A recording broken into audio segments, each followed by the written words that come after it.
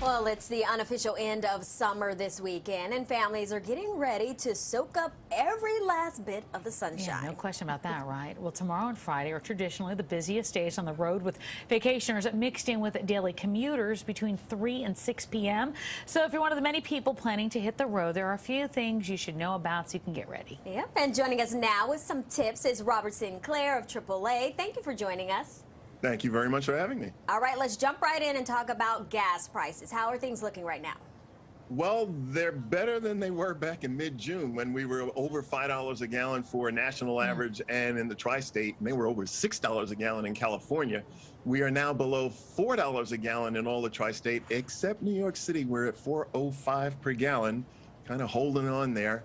And while gasoline is cheaper, though, it's not cheap. We did a survey back in March. We asked drivers what the pain point was for the price of gasoline, and 60% said $4 a gallon and 75% said $5 a gallon. So we're lower than those prices. But I think back to the same survey that we did back in March of 2018, when the economy was much better, and 40% said $3 a gallon back then. So at the prices that we are now, mid 380s, 390s, it's still a pain point for a lot of drivers. And, you know, we're seeing that fuel consumption is about 10% less than where we were a year ago. And drivers said that the main thing that they would do in the face of high gasoline prices is to drive less. They're also not eating out as much.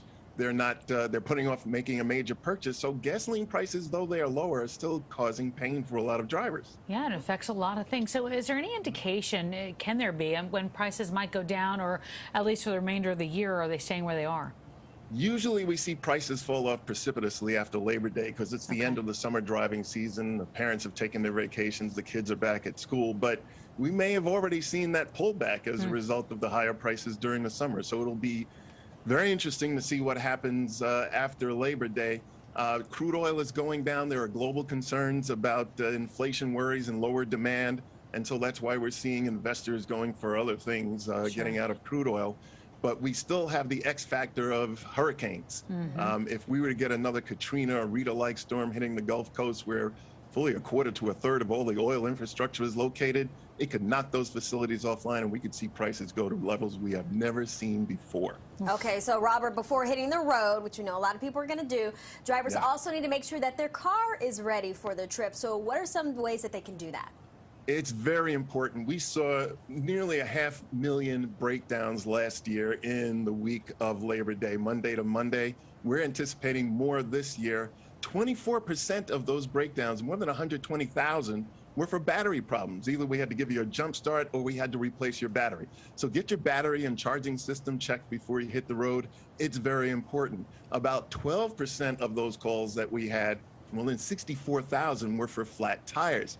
Very important you put air in your tires before you hit the road. Get that checked.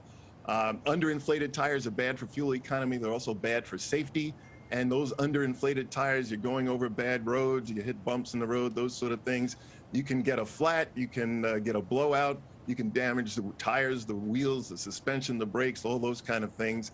And you should check the cooling system, check the oil, and check the transmission fluid before you hit the road, because we had roughly 250,000 tows where we couldn't do anything for it to help your vehicle. We had to pick it up and tow it to the mechanic because of those last three problems. Might scare some people about getting in the car. So what about flying? Is this a good weekend for people to fly? Do they usually do that on Labor Day? They usually do on Labor Day. It's kind of like the last hurrah, and Americans get the fewest number of vacation days of any workers in the industrialized world. So when we get a free day, we take advantage of it.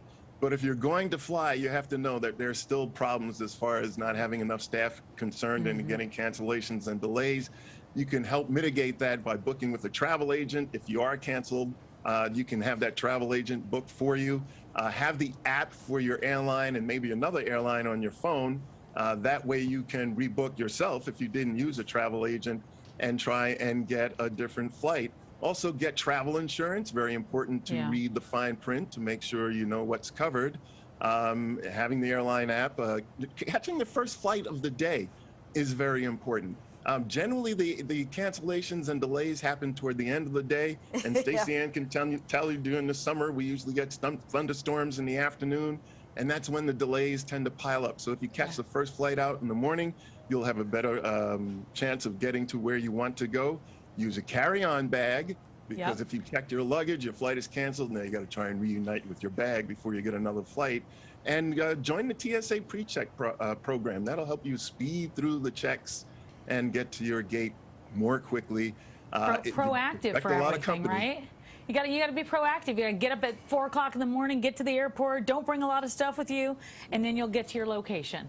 Exactly. It might be a bit more stressful, but at least you'll get there. Yes. Well, Robert, thank you so much for joining us today, and have a great holiday weekend. Take care. Thanks for having me. Be safe.